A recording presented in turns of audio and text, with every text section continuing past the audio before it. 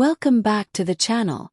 If you're an iPhone user, you know Apple is always rolling out updates with new features, but sometimes they sneak in something super useful that doesn't get the attention it deserves.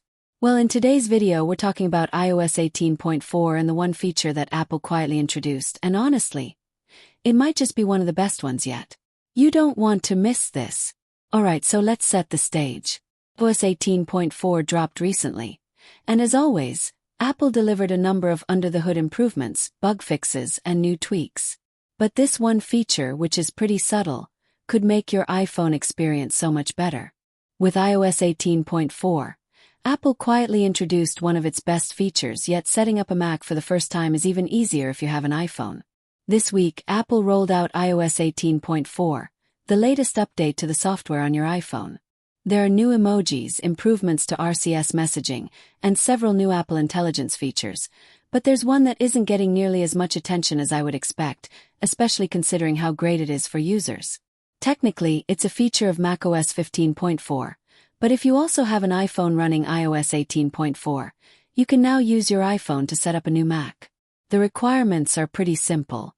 You need a Mac using macOS Sequoia 15.4 or later that starts up to the Mac Setup Assistant, and a nearby iPhone or iPad using iOS or iPadOS 18.4 or later that has already been set up. You'll also need to be sure Wi-Fi and Bluetooth are turned on for both devices. Listen, I get that this might not seem like much, but it's honestly up there with some of the best macOS features ever. I think you can argue that anything that makes it easier to get started using a new device is a good thing.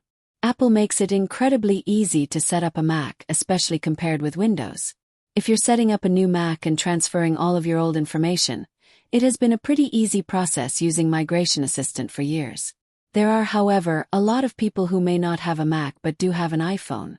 In fact, there are far more people who have iPhones and probably a lot of people who have iPads who have never had a Mac. Now, setting one up for the first time will be easier. That makes switching to a MacBook Air from a Chromebook, for example, a more viable option.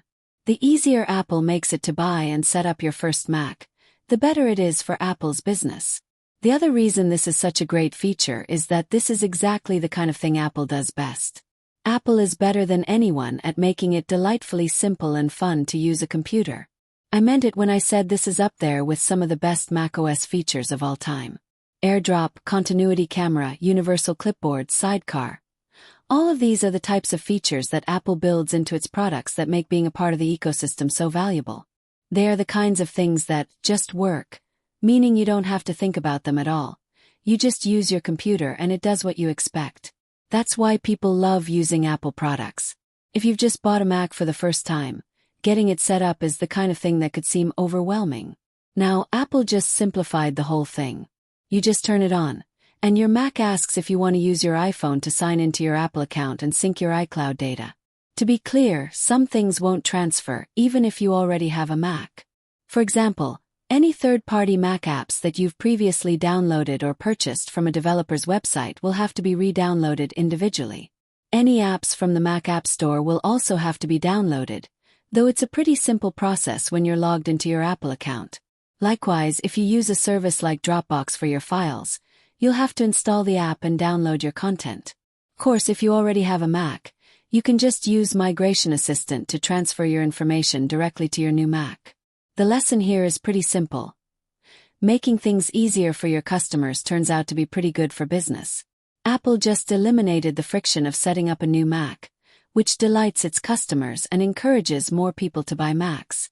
It's why this is one of its best features yet. If you haven't updated to iOS 18.4 yet, be sure to do so and take full advantage of this feature. Trust me, once you start using it, you'll wonder how you ever lived without it. Let me know what you think in the comments below. Are you using Notification Summary already? Or is this your first time hearing about it?